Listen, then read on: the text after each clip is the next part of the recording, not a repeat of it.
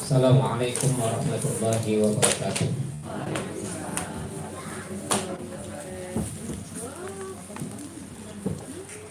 Alhamdulillah, wassalatu wassalamu ala rasulillah wa ala alihi wa sahbihi wa mawalah. Asyhadu an la ilaha illallah wahdahu la syarika lah, wa asyhadu anna Muhammadan abduhu wa rasuluh, sallallahu alaihi wa ala alihi wa sahbihi ajma'in, wa man tabi'ahum bi ihsanin ila yaumiddin. Amma ba'd, fa inna asdaqal hadits kitabullah wa khairul huda huda Muhammadin sallallahu alaihi wasallam, wa syarrul umur muhdatsatuha, wa kullu muhdatsatin bid'ah, wa kullu bid'atin dhalalah, wa kullu dhalalatin finnar. Umahat, para ibu yang semoga Allah rahmati dan rahmati kalian semua. Alhamdulillah, tidak henti-hentinya kita bersyukur kepada Allah Subhanahu wa taala yang terus mengucurkan nikmat-nikmatnya kepada kita. Pada kesempatan hari ini Allah memberikan banyak hal kepada kita, diantaranya adalah nikmat kesehatan, nikmat ditolongnya kita dalam ibadah puasa di tahun ini, nikmat kesempatan untuk duduk di majelis yang ia cintai, dan nikmat-nikmat lainnya. Pada kesempatan kali ini kita akan membahas satu bahasan yang penting, ya. Karena bahasan ini adalah bahasan yang berkaitan dengan salah satu pokok dari keimanan seseorang, ya. Dan salah satu dari fondasi agama ini, yakni beriman kepada hari akhirat, ya. Inilah yang diantara sisi pendalilan ketika Rasulullah SAW didatangi oleh malaikat Jibril alaihi salam yang datang dalam bentuk manusia. Dia bertanya kepada Nabi SAW, "Ya Muhammad, akhbirni anil iman."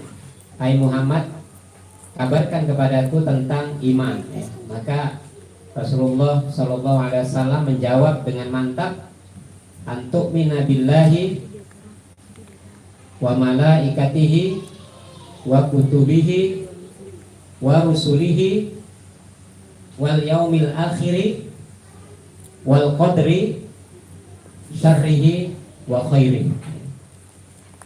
Ketika Nabi ditanya tentang iman, maka Rasulullah menjawab, iman itu adalah engkau beriman kepada Allah, beriman kepada malaikat, kepada kitab-kitab, kepada rasul-rasul, kepada hari kiamat, dan kepada takdir Allah, takdir baik dan buruknya.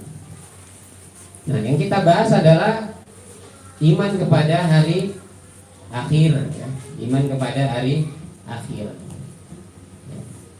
Oleh karenanya tema kita, ya, jika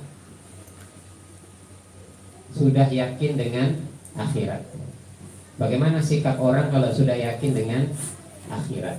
Dan kita akan bisa mengukur sampai level mana kita, ya, sampai level mana? Apakah kita level yang paling rendah, level sedang rendah, level sedang menengah, ya, level atas, dan seterusnya, ya.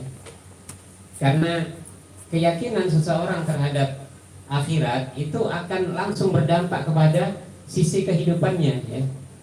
Sisi kehidupannya, dan itu kentara sekali. Dan kita kalau mau jujur, kita akan bisa menimbang diri kita, level kita ini di mana ya, keyakinan kita terhadap urusan-urusan akhirat. Oleh karenanya di antara bukti bahwa perkara yakin terhadap akhirat ini adalah perkara yang fondasi yang penting ya. Allah menurunkan firman-Nya. Kemudian di awal-awal surah Al-Baqarah ya, kita bisa membaca, merenungi ya. Allah jadikan di antara ciri-ciri orang yang yakin bertakwa adalah mereka yang yakin terhadap kehidupan akhirat. Ya, Allah berfirman, "A'udzubillahi minasyaitonirrajim. Alladzina yu'minuna bil ghaibi wa yuqimunas sholata wa mimma razaqnahum yunfiqun." Orang-orang yang bertakwa itu adalah orang-orang yang mereka beriman kepada perkara yang gaib. Ya, bahwa di antara sebagian besar keyakinan-keyakinan terhadap agama itu adalah urusan-urusan yang gaib, yang nggak kelihatan, ya, bukan yang selalu kelihatan.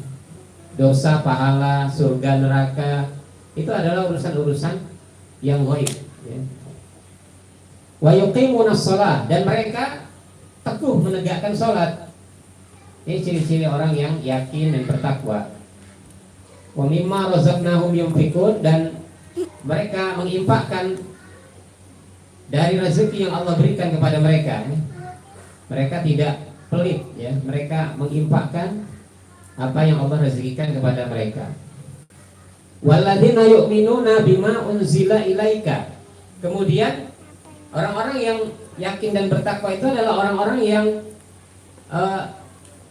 beriman kepada apa-apa yang diturunkan kepada engkau Muhammad. Ya, semua wahyu yang diturunkan kepada Rasul mereka yakin. Kemudian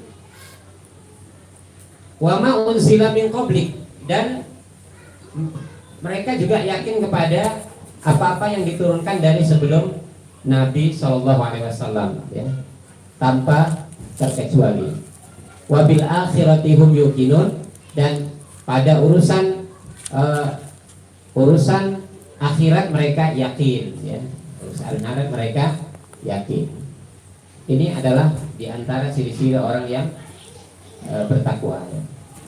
Oleh karenanya umahat ya, semoga dirahmati Allah Subhanahu wa taala, seorang mukmin yang istimewa itu adalah orang mukmin yang dia memiliki orientasi yang besar porsinya terhadap urusan akhirat. Ini orang mukmin istimewa. Dia ingin kehidupannya itu mendapatkan kebahagiaan dalam urusan akhiratnya.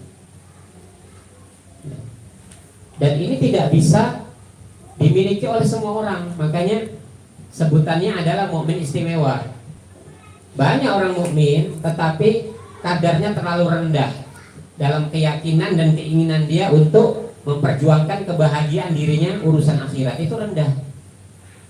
Jadi hanya mukmin yang istimewa yang mereka itu lebih besar porsinya untuk urusan akhiratnya.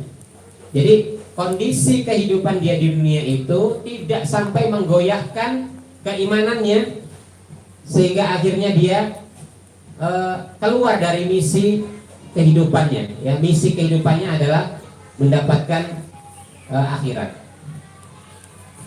Jadi kalau kita selalu meninggalkan perkara-perkara akhirat, meremehkannya terus-menerus dan mengalahkannya dengan urusan-urusan dunia kita, ini menunjukkan bahwa keyakinan dan orientasi kita itu lemah terhadap urusan akhirat. Semuanya dikalahkan, lemah sekali. Apa-apa dunia, urusan akhirat selalu rendah. Maka ini ciri-ciri orang yang lemah dalam keyakinan dan orientasinya pada urusan akhirat. Umat ya, yang dirahmati Allah Subhanahu wa taala, kita tahu para ulama yang secara ikhlas mereka mendakwahkan kebahagiaan dan keselamatan untuk manusia. Mereka sering menjelaskan perkara ini, ya, menjelaskan perkara akan keutamaan dan keagungan kehidupan akhirat. Dengan apa? Dengan cara mereka membanding-bandingkan antara dunia dan akhirat. Para ulama selalu membanding-bandingkan urusan dunia dan akhirat. Karena kita tahu bahwa kecenderungan kita itu sangat kuat terhadap dunia. Sangat kuat.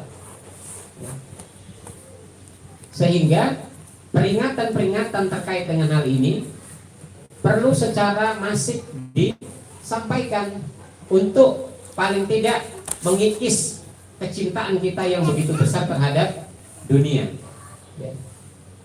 Ya, kalau orang dia mau memenangkan sebuah perkara, dia harus memahami perkara yang mau dimenangkan itu dengan dalam, secara dalam. Kalau tidak, pasti dia kalah terus. Dia kalah terus.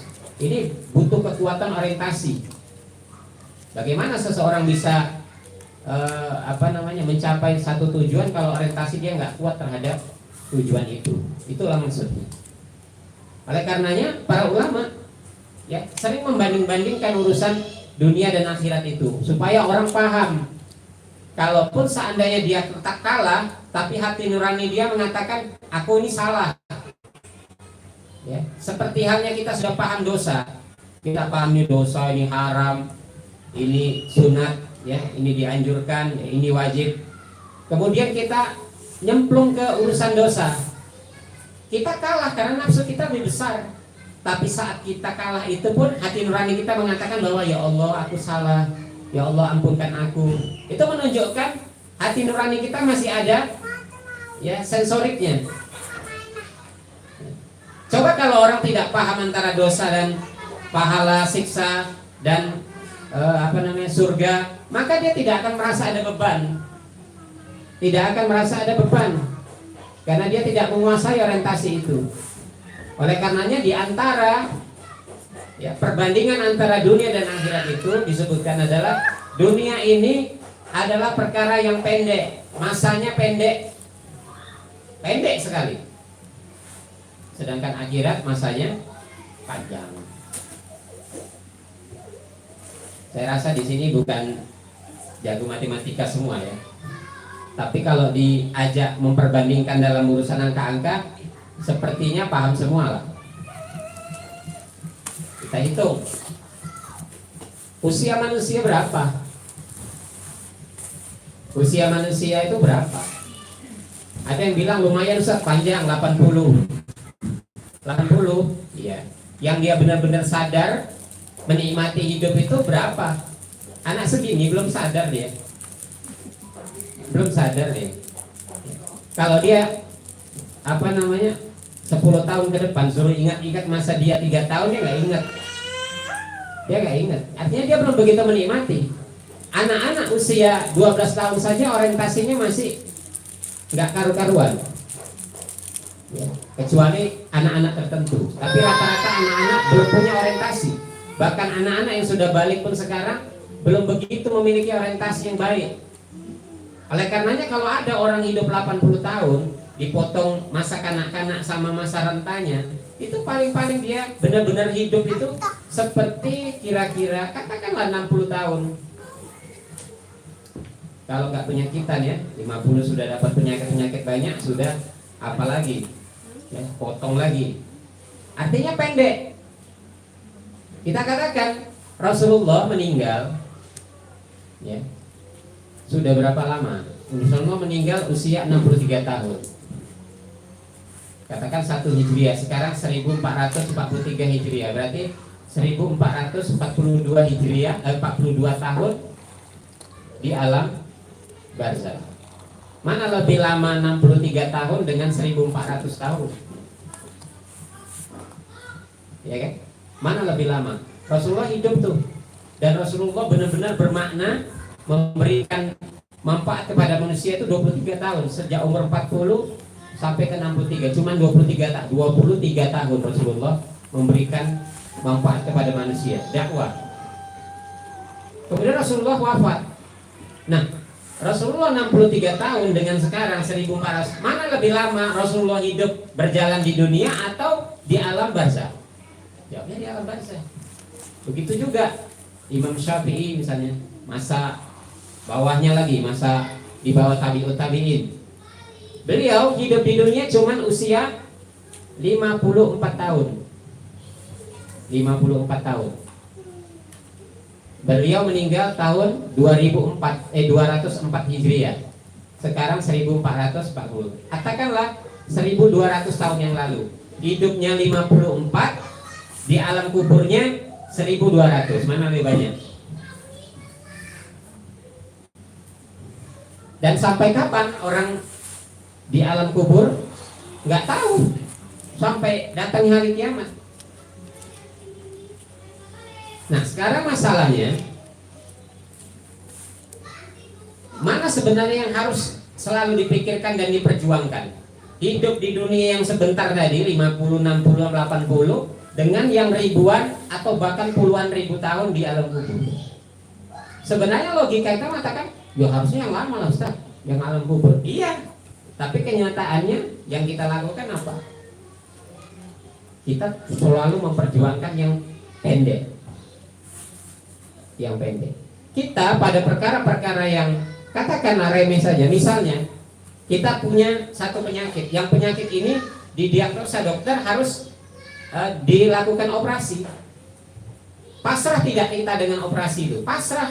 Kenapa? Karena kita mikir jangka panjangnya. Kalau nggak dioperasi pun menderita sakit terus. Kalau udah dioperasi kan sakit sebentar, nanti setelah itu kan aku menikmati sehat. Kan kita paksakan diri kita untuk menyukai penindakan operasi itu. Tindakan operasi itu kita syukuri sebagai sebuah jalan keluar, kan begitu. Tetapi dalam kehidupan kita sering merendahkan urusan yang panjang, yakni urusan hidup kita di alam kubur.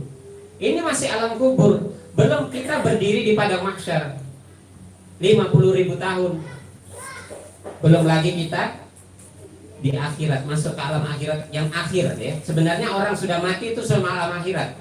Tetapi akhir dari akhirat itu adalah surga neraka, dan di situ tidak ada batas. Bagaimana manusia memperjuangkan ini? Rendah. Mereka gak bisa banding-bandingkan itu ya. Oleh karenanya Allah menggambarkan dengan gambaran yang sangat banyak ya, dan diantara adalah gambaran yang bisa kita cerna oleh akal kita. Kata Allah, i'lamu annamal hayatad dunya la'ibun walahun wazinatun watafakhurun bainakum watakatsurun fil amwali wal aulad. Ya. Bahwasanya kehidupan dunia itu adalah la'ibun, main-main, walahun, dan melalaikan waktu. Kita kan sehari-hari banyak melalaikan waktu, kita habis waktu habis terus. Usia kita habis tanpa kita sadari. Lihat, dari Ramadan ke Ramadan, dari Ramadan ke Ramadan, kan umur kita makin tua. Orang banyak gembira ulang tahun yang ke-52, ulang tahun ke-56, ulang tahun yang ke-61. Dia senang. Apa yang dia senangi? Itu kematiannya dekat, semakin ke alam kubur dekat. Dia malah senang-senang tepuk tangan. Bingung, berakal tidak? Sesungguhnya orang yang mengingat-ingat ulang tahunnya itu sebenarnya harusnya dia ingat alam kuburnya. Sudah makin dekat. Kenapa dia senang panjang umurnya? Apa yang panjang umurnya? Pendek, sudah pendek lagi umurnya. Ini dilakukan oleh orang-orang tidak berakal.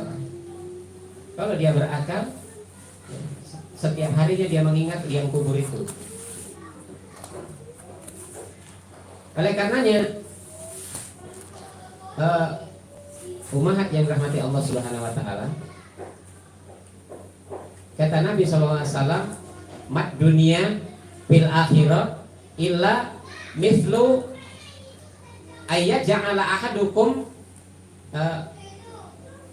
usbu'ahu fil yammi wal yanzur bima yarji. Kata Nabi SAW dalam hadis yang dikeluarkan oleh Imam Muslim ya, perbandingan antara dunia dan akhirat itu, kalau kamu mau tahu, itu seperti seseorang di antara kamu celupkan telunjuknya di laut, angkat lagi, kemudian dia lihat air yang tersisa di jari telunjuknya, itulah dunia. Akhiratnya mana? Lautan itu. Di mana membandingkannya? Nggak terbandingkan. Dia celupkan air ke laut. Coba kalau kita mau nyebrang nanti, ya, minta gimana caranya bisa celupkan air ke laut. Celupkan air, angkat lagi, lihat air yang ada di jari itu, di telunjuk.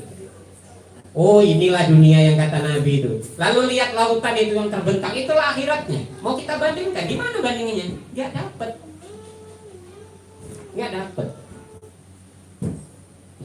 Inilah yang mati-matian orang di dunia itu loh. Yang bertengkar, yang bertempur, ya, yang bermusuhan, yang bunuh-bunuhan, mengejar popularitas, mengejar jabatan. Inilah yang dikejar orang tuh, yang air dalam telunjuk ini.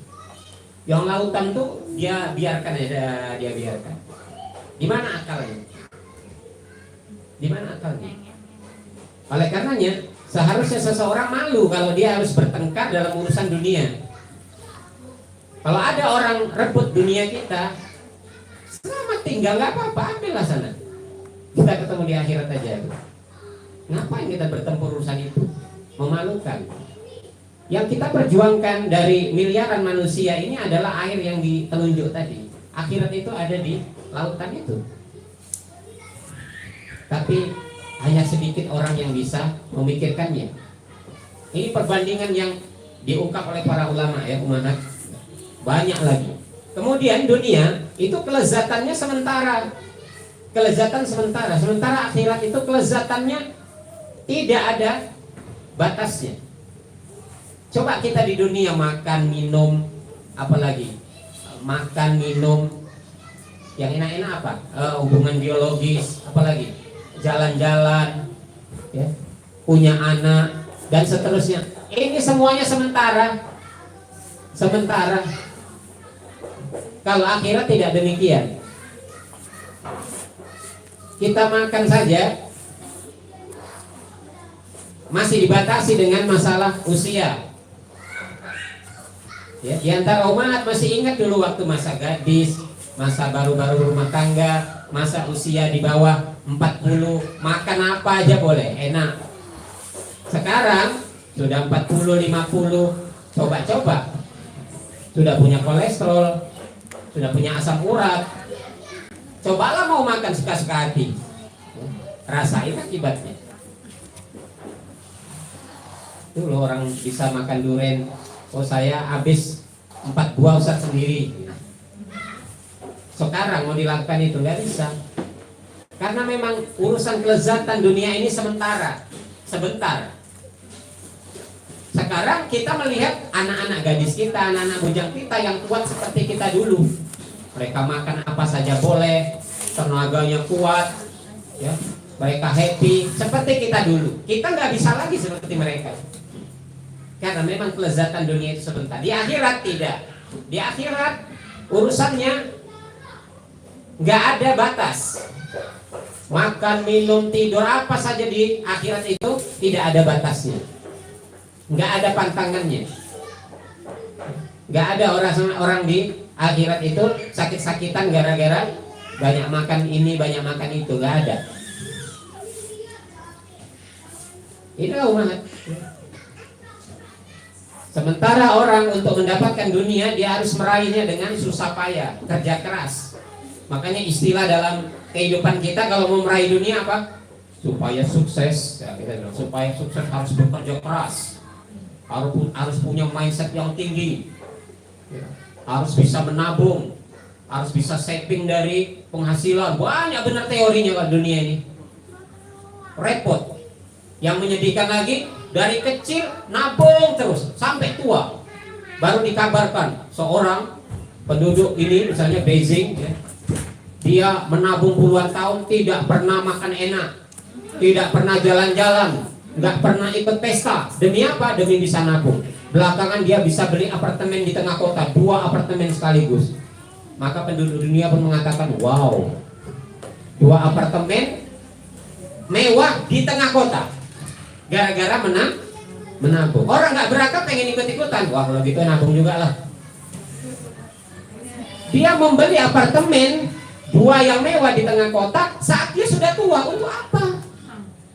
Ntar lagi dia mati juga. Baru ngelihat dindingnya, mengagumi dindingnya apartemen, sakit mati dia. Banyak program-program yang Gulirkan umat, ya.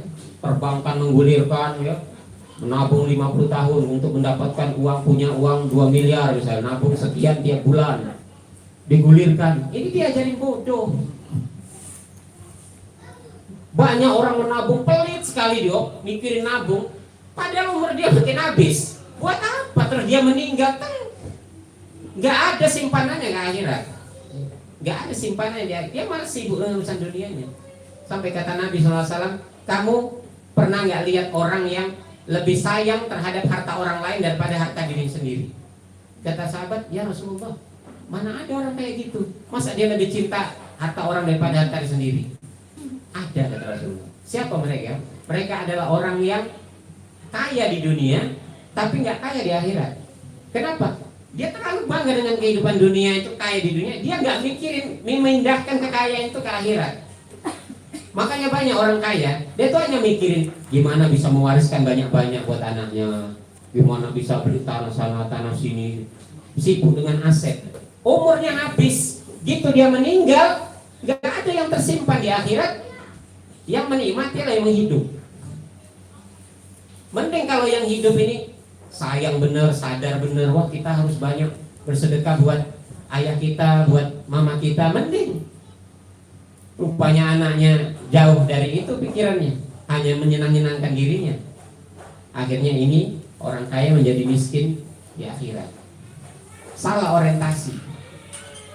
Salah dalam orientasi. Jadi orang kalau di dunia pasti susah payah untuk mendapatkan dunia itu. Ya. Oleh karenanya ya kita sarankan yang masih kuat orientasinya dalam urusan dunia, kita memang disuruh berusaha supaya melindungi wajah kita dari meminta-minta, benar. Tetapi jangan sampai kita habiskan usia kita dalam perkara-perkara dunia lalu kita tinggalkan dan kita campakkan perkara akhirat kita. Ya, kalau orang sampai kerja dari pagi sampai malam, mau nyampai dunia itu, ya terus mau sampai tingkatan tertentu, mau menyamai orang, terus akhirat dia terbengkalai, ini alangkah perbuatan yang tidak berakal, ya. Perbuatan yang tidak berakal. Inilah sebabnya kalau Rasulullah dia zuhudnya zuhud tertinggi, ya. Pemimpinnya para zahid, ya. Orang-orang yang zuhud. Rasulullah ya, tentu dia tidak seperti kita pada umumnya. Dia tidak ingin ada harta yang tertinggal di dalam rumahnya. Sampai seperti itu. Kita tidak mungkin bisa seperti itu. Paling tidak kita bisa membatasinya, ya. Ya umat, di antara perbandingannya lagi adalah dunia itu penuh dengan keluh kesah. Siapa kita di antara yang nggak pernah keluh kesah? Pasti kita pernah keluh kesah. Keluh kesah itu banyak, ya. Pemicunya. Kesal sama suami, keluh kesah kita. Laki-laki ini mana-mana sama, kita bilang. Ngeluh kita. Anak nakal, nggak nurut, kita ngeluh lagi. Waduh, punya anak 2 aja kayak 12, kita ngeluh. Baru selesai menyelesaikan urusan ini, menghabiskan biaya, ada musibah lagi, ngeluh lagi. Kok nggak habis-habis sih musibah ini?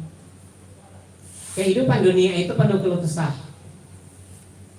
Terkadang kita lemah, terkadang datang rasa jenuh, ya. Belum lagi kita dibayang-bayangi usia semakin tua, kemudian sakit-sakitan dan seterusnya. Jadi dunia itu kayak gitu. Kalau orang sudah menguasai ini, ya, dia tidak akan tertipu, ya. Hati dia akan tenang, damai, karena dia sudah tahu bakal seperti itu namanya dunia. Gak ada lagi keluh kesah, duduk ngeluh, gak ada lagi. Dia sudah tahu, dia harus jalani itu semua yang sudah Allah takdirkan. Karena dalam bayangan dia, aku akan meninggalkan ini semua. Kan aku akan pindah ke alam yang di situ gak ada keluh kesah, gak ada lagi masa tua, gak ada lagi sakit-sakitan. Makanya bagi seorang mukmin, perpindahan dari kehidupan dunia dengan kematian itu seperti dia pelesiran. Karena dia seperti rehat dari capeknya hidup dunia ini. Hidup dunia ini capek, bukan ketakutan. Orang ketakutan dengan kematian. Orang mukmin dia sadar bahwa kehidupannya akan berpindah. Beda kalau orang sudah hidup di surga. Nggak ada keluh kesah, nggak ada permusuhan di surga. Hati orang seperti satu hati. Penghuni surga itu nggak ada lagi permusuhan, kedengkian, nggak ada. Semua saling cinta, saling. Kemudian di surga nggak ada istilah tua. Bahkan orang setiap pulang dari pasar, ya kena angin pasar itu wajahnya semakin muda, semakin muda. Tidak ada istilah tua, apalagi sakit-sakitan. Itulah kehidupan di surga. Kalau di dunia ini kita lihat mana orang-orang paling kaya di dunia ini, kita lihat apa pernah dia bisa nggak keriput, apa bisa dia nggak tua, apa bisa dia menghindari sakit, apa bisa dia menghindari kematian, nggak bisa, pasti dialami. Dan yang menyedihkan kalau dia menyenangi kehidupan seperti itu tanpa memikirkan bekalnya buat kehidupannya dia yang panjang dan tak berakhir. Menyedihkan. Ini kenikmatan bagi kita orang-orang mukmin. Kemudian Allah berikan hidayah kepada ilmu dan kesadaran sehingga kita mengerti cara hidup yang benar itu, cara hidup yang benar. Belum lagi dunia ini mendatangkan kebosanan. Rasanya orang yang hidup di dunia ini sering bosan lah. Itu orang-orang yang kemaruk dengan sesuatu karena dia nggak menikmatinya, belum menikmatinya. Makanya orang yang dari kecil naik mobil aja bosan dia naik mobil, dia pengen naik motor. Bahkan dia pengen naik sepeda. Orang yang di kota saja dia muak dengan kota ini. Berisik, dia pengen ke kampung. Makanya dia membayangkan, kalau aku punya rumah bangun di atas bukit, bukit itu pohon-pohon hijau semua, waduh enaknya hidup di puncak kan gitu. Bosan dia dengan suasana kota. Orang di kampung sekali dibawa ke kota, masuk ke mall, bingung dia. Wah, tangga bisa jalan sendiri ya. Wah, makanannya kok enak-enak ya. Orangnya kok bersih-bersih ya. Pengen dia di kota. Maka dia pun merantau ke kota. Sebenarnya hakikatnya manusia itu pembosan. Ya, pembosan. Yang makanannya ikan asin aja dia pengen makan yang enak-enak.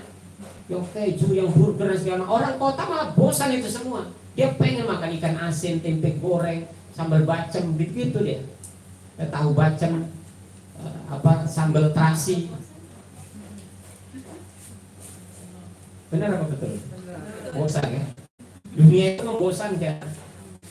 Makanya terus ya, saya ketemu sama orang-orang tua renta ya, udah 84, panjang umurnya. Dia bilang, Ustaz, saya nggak mati-mati ya. Dia sudah kayak gitu nanyanya, Ustaz kok saya nggak mati-mati ya, 84. Kenapa yang nanya tuh? Ya capek katanya. Nah kita itu masih semangat, kalau bisa hidup-hidup terus. Ternyata ada yang sudah bosan dia nanya, kok nggak mati-mati aku ya. Tapi ibuku 90 tahun baru mati, nenekku 110. Mungkin memang kami ini tua-tua ya kan. Tapi kita katakan tua-tua 110 ya tetap aja pendek sebenarnya kalau dibandingkan akhirat, tetap aja pendek dan gak menikmati lagi. Kalau kita ketemu sama orang yang hidup 130 tahun aja, kita nengok mukanya udah ngeri. Ya kan? Dia sendiri pun merasa untuk apa aku hidup. Ibu kami punya besan ya, tua usianya. Ya, 90 lebih. Ya sehari-harinya tuh cuma temenung gitu, di depan ayam makan patok-patok dia temenung di situ. Kehidupannya begitu gitu setiap hari. Sudah hampa.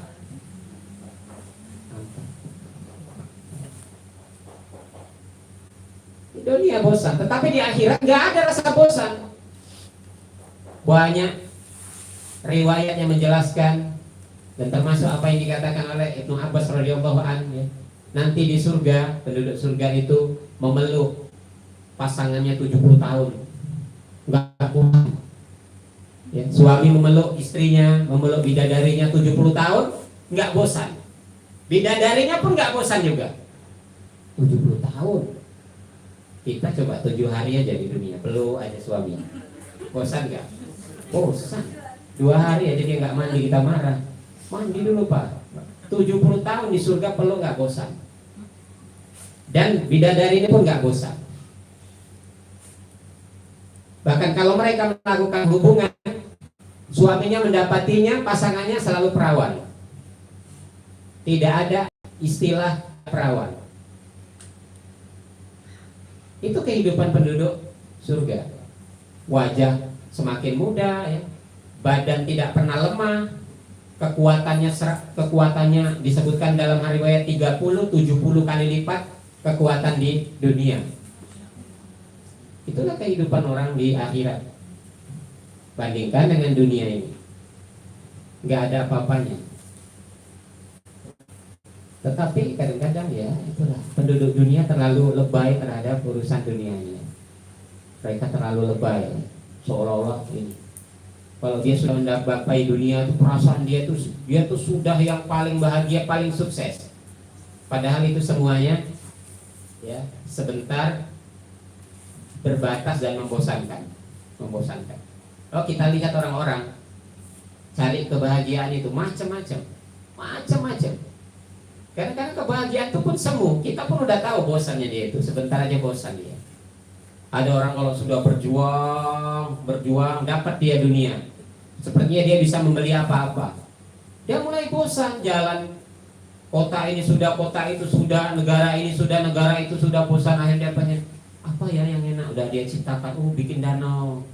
Ini termasuk ya, bikin kolam misalnya.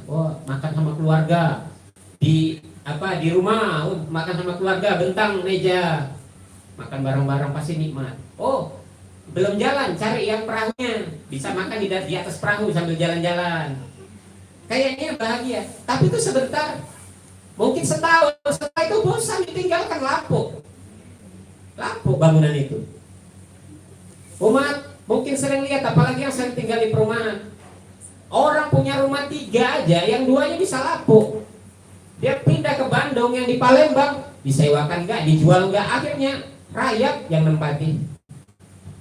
Masuk semak belukar banyak, rata-rata di semua perumahan ada rumah-rumah kosong, bahkan banyak rumah kosong. Kami nempati sebuah perumahan yang di klaster itu ada 300-an rumah, yang ditempati cuma 100-an. Banyaknya kosong. Itu yang hartanya cuma punya 3 rumah. Gimana yang rumahnya aja dia bingung di mana-mana. Contohnya ada rumahnya. Bagaimana? Ada yang kita punya teman, 1 itulah rumah yang ditempatinya, tapi lantai 2-nya aja nggak pernah diinjak. Saya punya kenal orang, rumahnya berlantai 2, di lantai 2 itu ada 8 kamar, nggak ada yang nempati. Dia kebingungan, dia bilang setan punya saja. Sampai dia cari-cari orang yang mau ngekos di rumah dia, dikasih murah-murah. Siapa yang mahasiswa mau ngekos, dikasihnya murah-murah supaya nggak ditempati setan. Itu baru. Oleh karenanya kita katakan sebenarnya punya harta itu kalau dia melampaui batas itu sepertinya enggak juga nikmat apa. Sebenarnya kalau harta itu yang kita nikmati itu yang kita pakai, kendaraan kita pakai, rumah kita tempati, anak yang kita pelihara, baju yang kita pakai, itulah yang nikmat sebenarnya. Selepas itu sudah. Maka kalau orang berbangga-bangga dengan banyak sekali aset-aset, buat apa itu? Kan cuma memperbanyak hisab aja. Nanti kita dihisabnya kan malah lama, capek.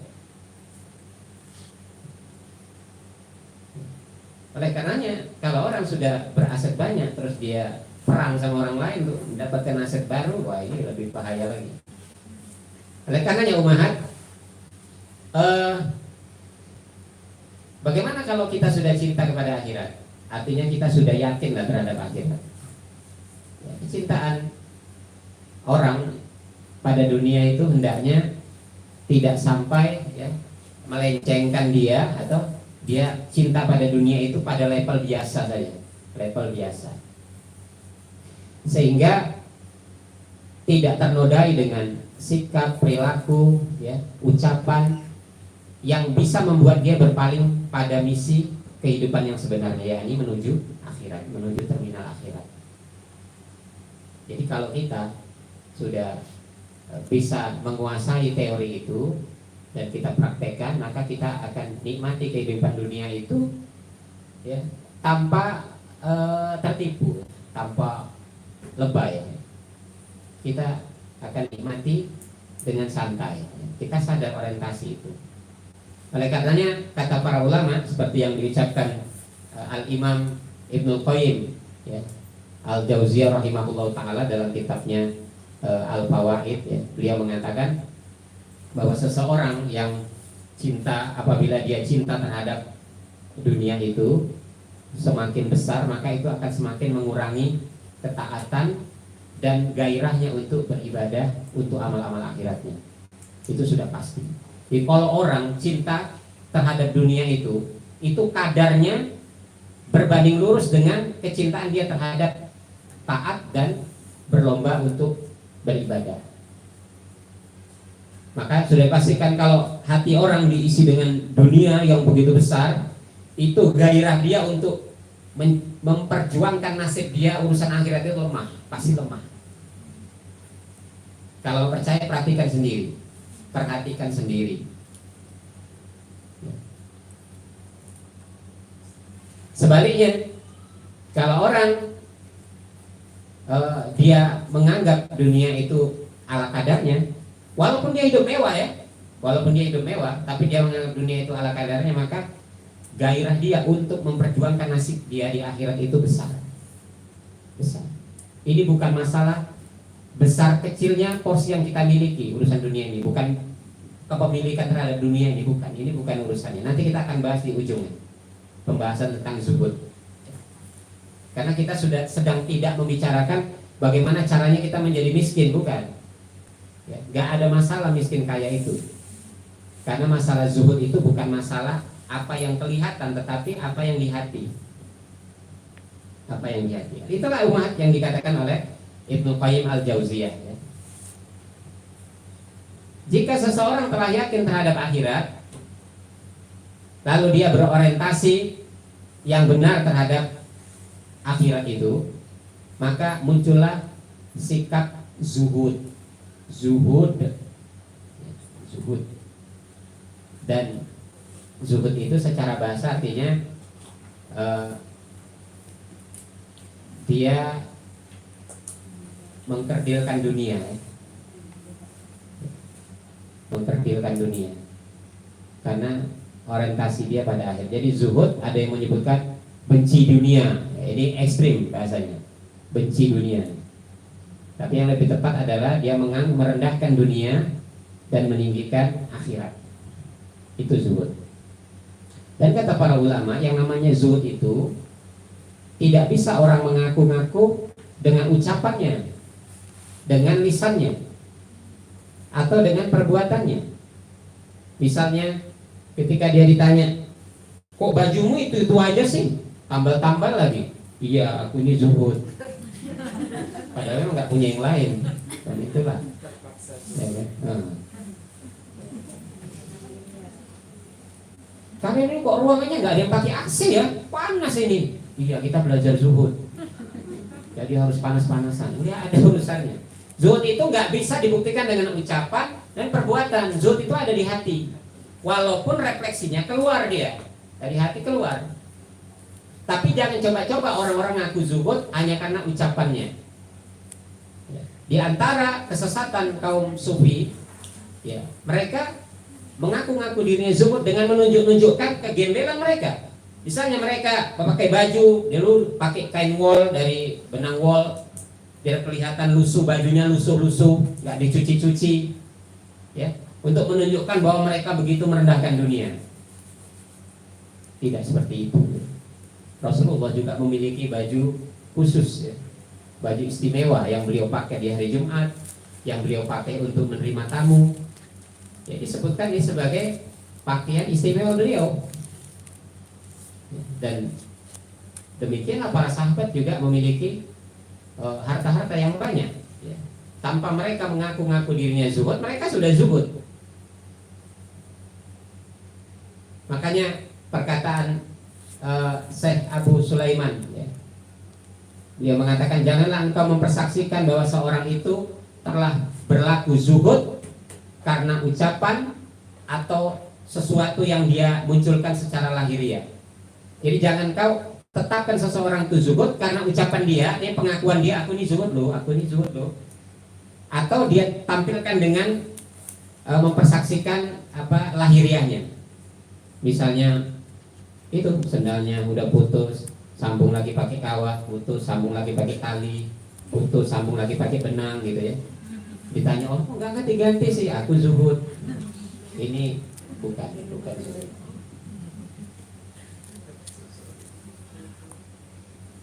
Oleh karenanya zuhud itu bisa dilakukan oleh siapa? Orang kaya atau miskin? Dua-duanya. Tapi yang berpeluang orang kaya itu bisa lebih zuhud. Kalau orang nggak punya apa-apa dia bilang zuhud, nah kita mempertanyakan benar nggak kamu ini zuhud? Karena zuhud itu ada di hatinya. Ya takutnya memang nggak ada, tapi ngakunya zuhud. Tetapi orang-orang yang mampu, dia bisa zuhud dan dia berpeluang zuhud kalau hatinya memang dipenuhi dengan itu. Maka kata para ulama ya, paling tidak kalau mau mendefinisikan zuhud itu ada tiga ya, ada tiga makna ya. Makna pertama adalah seorang yang lebih meyakini bahwa rezeki yang ada di sisi Allah itu lebih baik daripada apa yang ada di tangannya. Jadi kalau orang zuhud itu dia lebih meyakini bahwa rezeki yang ada di sisi Allah itu lebih baik daripada apa yang ada di tangannya.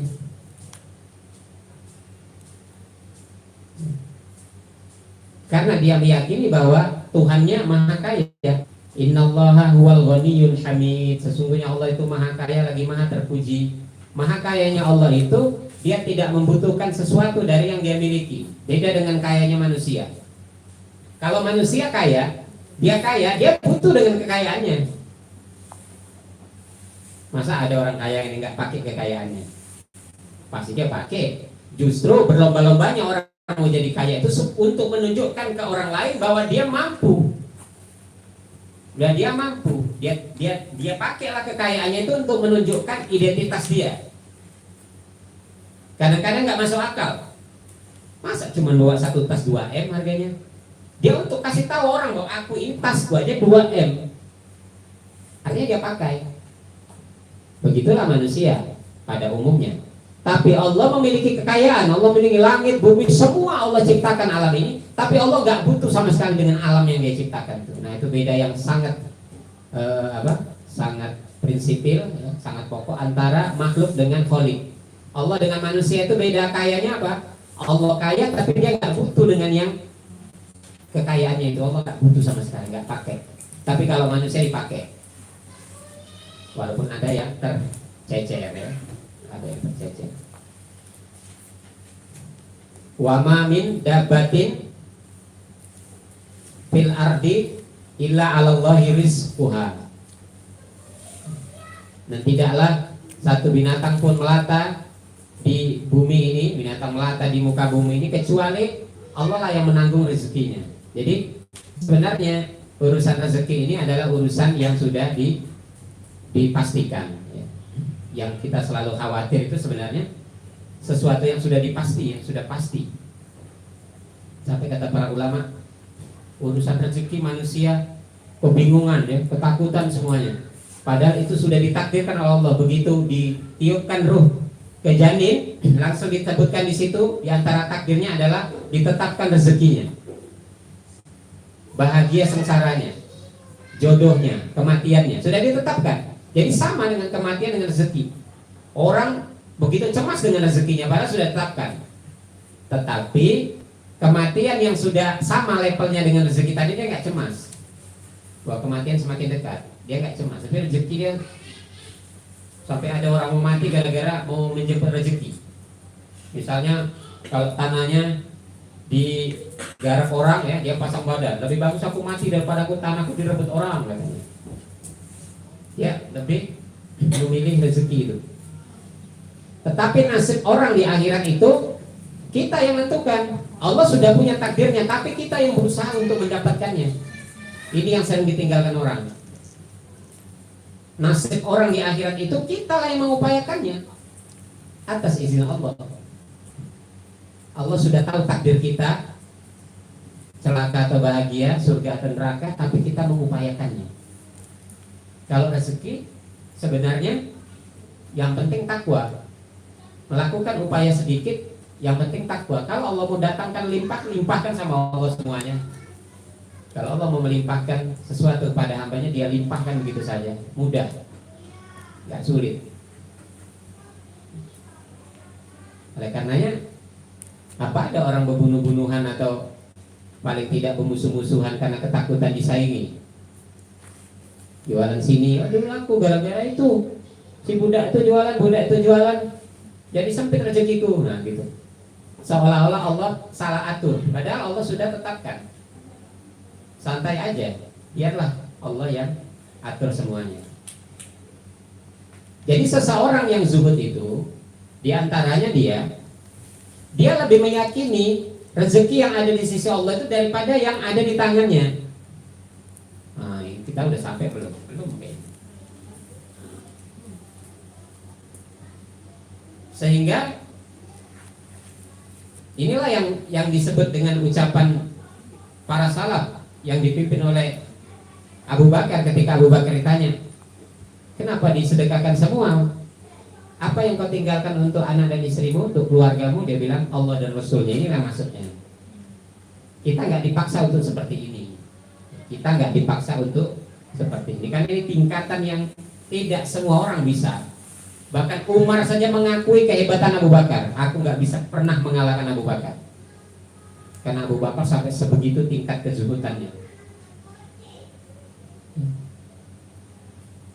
Kalau kita kadang ya gara-gara mau menghemat 2.000 ya, kita sampai begitu ketakutan kalau tukang parkir datengin kita gara-gara 2.000. Ya, menyedihkan.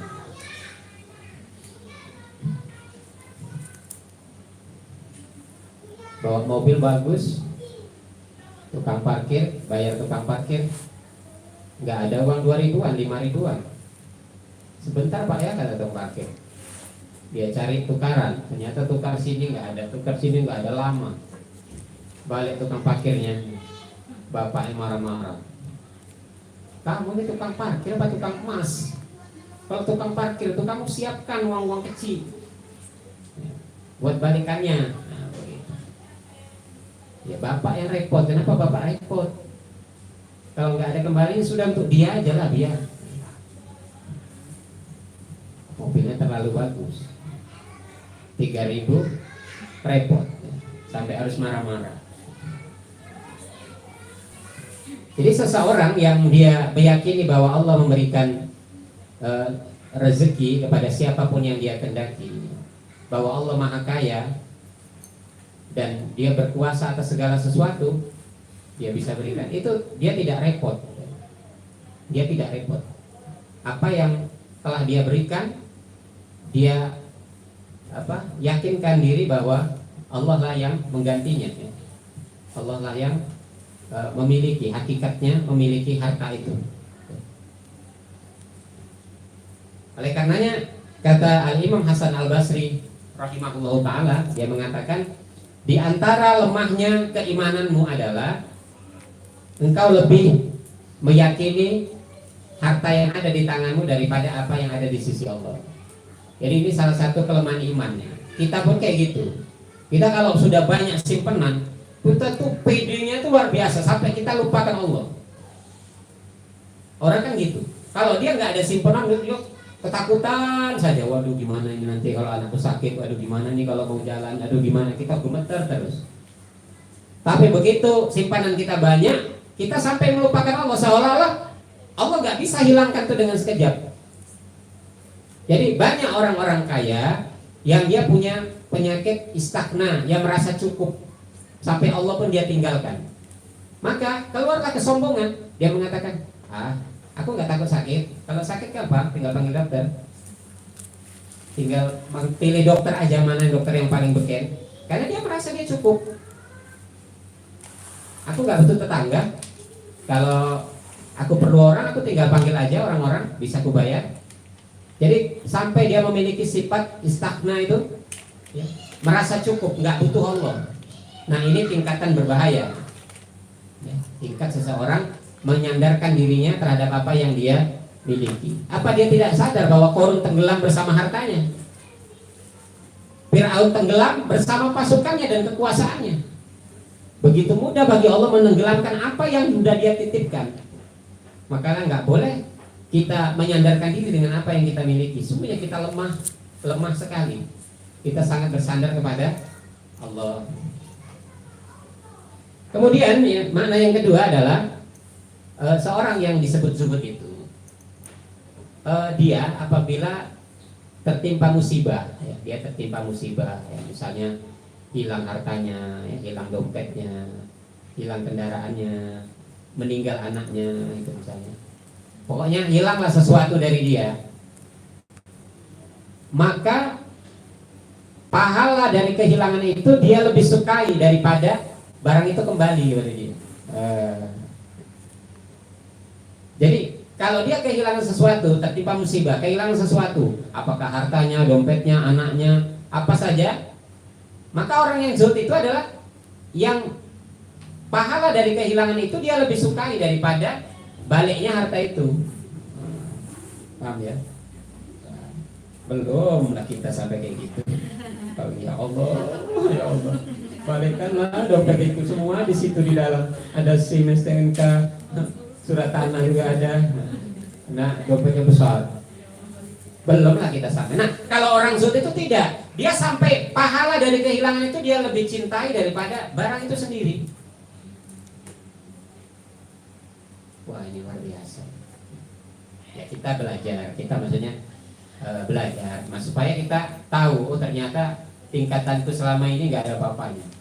Kalau kita masih berdoa, ya Allah, balikkanlah, temukanlah ya Allah, temukan. Yang lebih lemah lagi imannya, datangi orang pintar, cari orang pintar. Amit-amit. Dia cari. Padahal orang pintar itu lebih bodoh dari dia. Tanya, di mana dompetku? Nah, maka satu riwayat mengajarkan kepada kita, ya, ketika Ummu Salamah kehilangan kehilangan suami, ya. Bukan Ummu Salamah, Ummu Tolha, ya. Kehilangan suami, ya. Beliau berdoa dengan apa yang diajarkan Nabi, innalillahi wa inna ilaihi raji'un. Sesungguhnya kami ini adalah milik Allah dan kepadanya kami kembali. Allahumma jurni fi musibati, ya Allah berikanlah pahala dari musibah yang kualami ini. Wa akhlif li khairan minha, dan gantilah dengan yang lebih baik. Itu diajarkan Nabi kepada Ummu Tolha. Awalnya dia bingung, gantilah dengan yang lebih baik. Siapa pengganti suamiku lebih baik? Ternyata dia dinikahi oleh Rasulullah. Saya lupa ya, Ummu Tolha apa Ummu Salamah ya? Ummu Salamah ya? Ummu Salamah. Dia dinikahi oleh Rasulullah. Tapi jangan langsung kita ya wajibkan bahwa harus langsung diganti. Setiap kita dapat musibah, amalkan ini yang diajarkan Nabi. Kita katakan innalillahi wa inna ilaihi raji'un. Allahumma ajurni fi musibati wa akhlif li khairan minha. Ya Allah, berikan pahala dari musibah yang menimpaku ini dan gantilah dengan yang lebih baik. Nah, orang yang zuhud itu dia membayangkan pahala itu.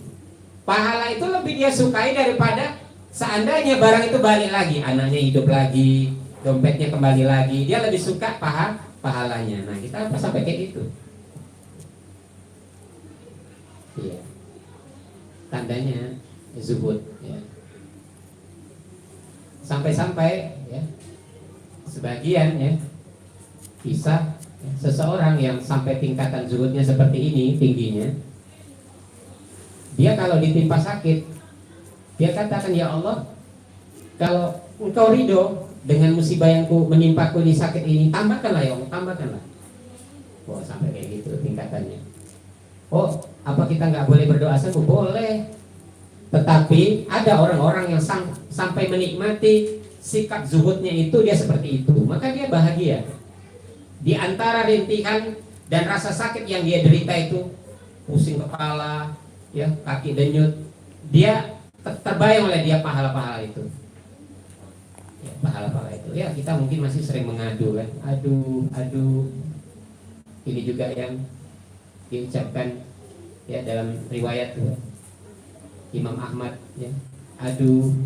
Ada seorang temannya ya, yang mengingatkan sesungguhnya adu pun dicatat, maka dia ganti dengan kalimat lain. Jadi kalau kita sakit kan, ya kita sebutlah ucapan-ucapan yang kalau dicatat itu menguntungkan kita. La ilaha illallah, astagfirullah, subhanallah gitu. Walaupun prakteknya berat. Kalau kita sakit, kadang spontan ucapan kita itu dari lisan kita, aduh sakitnya begitu. Ini bisa nggak dinikmati oleh orang yang nggak ngerti? Nggak bisa. Kalau dia nggak memiliki ilmu tentang ini, pasti dia ngeluh, dia marah. Ya. Kenapa lo nggak sembuh-sembuh nih sakit ini? Ya Allah, mau nyiksa aku ya? Nah, dia marah. Tapi orang yang zuhud termasuk dalam kategori ini. Orang sakit pun kalau dia zuhud, ya dia ridho terhadap sakit. Bahkan dia bertanya, kalau Allah ridho, kalau engkau ridho ya Allah terhadap sakit ini, tambahkanlah. Mau dipraktekkan nggak? Allah sakit, tambahkanlah ya Allah asam urat ini, gitu. Tambahkanlah kolesterol ini, gitu. Kalau gitu nggak ke dokter Ustaz ya? Bilang gitu aja di rumah. Enggak ya. Ke dokter juga bagian dari ikhtiar yang dicintai oleh Allah Subhanahu wa taala. Kemudian yang ketiga, makna ketiga dari zuhud itu adalah seseorang yang sudah sampai pada tingkatan zuhud ya. Itu seseorang yang dia memandang antara pujian dan celaan itu sama saja. Ya sama saja ketika dia di atas kebenaran. Jadi seorang yang zuhud itu dia dipuji atau dicela itu sama saja. Kalau dia memang di atas kebenaran, di atas keridhaan Allah.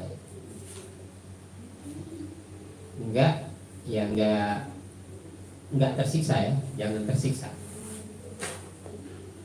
Mengapa? Karena setiap orang yang mengagungkan dunia, dia pasti sangat mencintai pujian itu, dan dia tidak ingin dicela. Ini udah pasti, dan ini rumus yang nggak bisa digugat. Oleh karena dahulu para khalifah yang soleh seperti Khalifah Umar bin Abdul Aziz ya, beliau tuh dinasehati sama ulama. Seperti Umar bin Abdul Aziz, beliau adalah seorang khalifah di zaman Bani Umayyah ya. Bani Umayyah itu setelah selesai kekhalifahan yang 4, kemudian masuklah ke masa Bani Umayyah.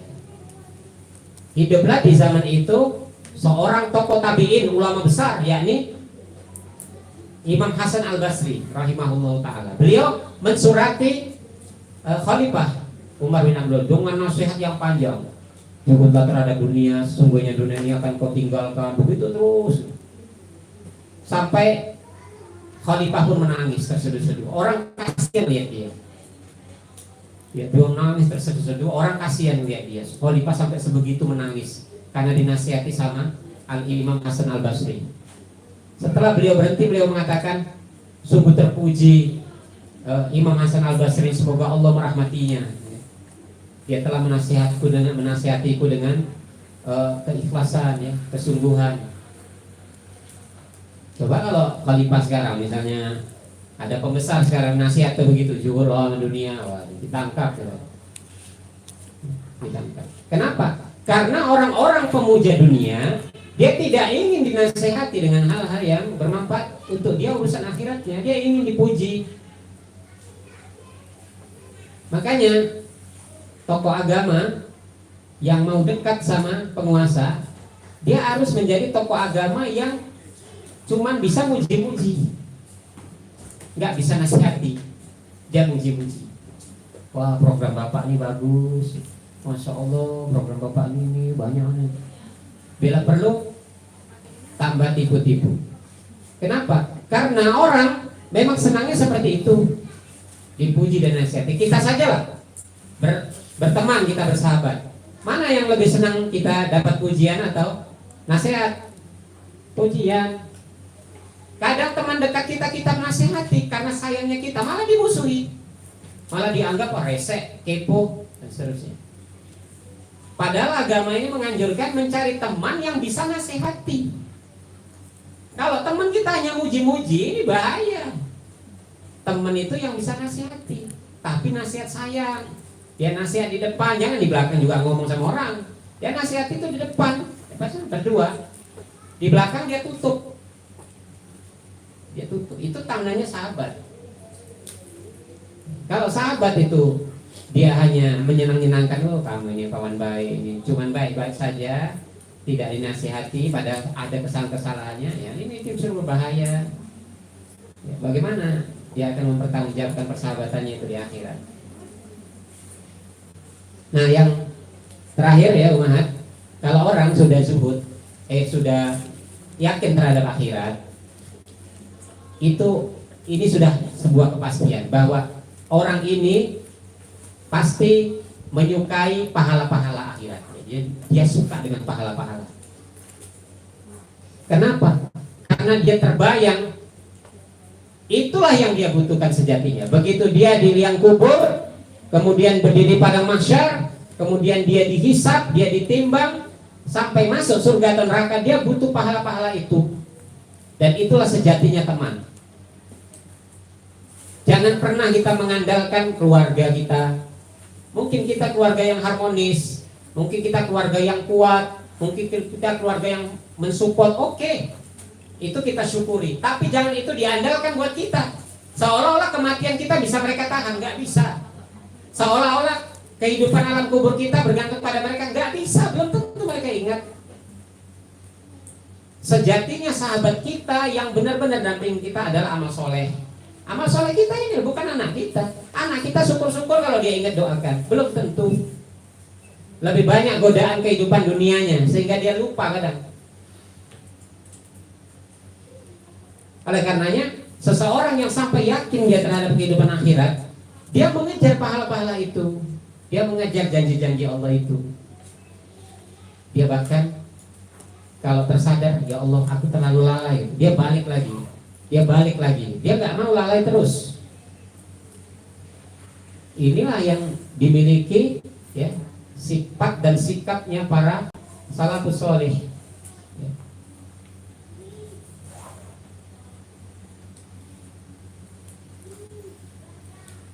Dahulu Nabi Daud alaihissalam saja, ya, dia terpesona dengan kuda perangnya, ya, sampai dia terlalaikan dari satu sholat, ya, dia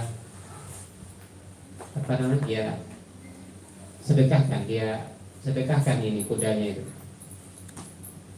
Begitu juga Umar bin Khattab, ya. Kebunnya yang membuat dia lalai, dia sedekahkan kebunnya.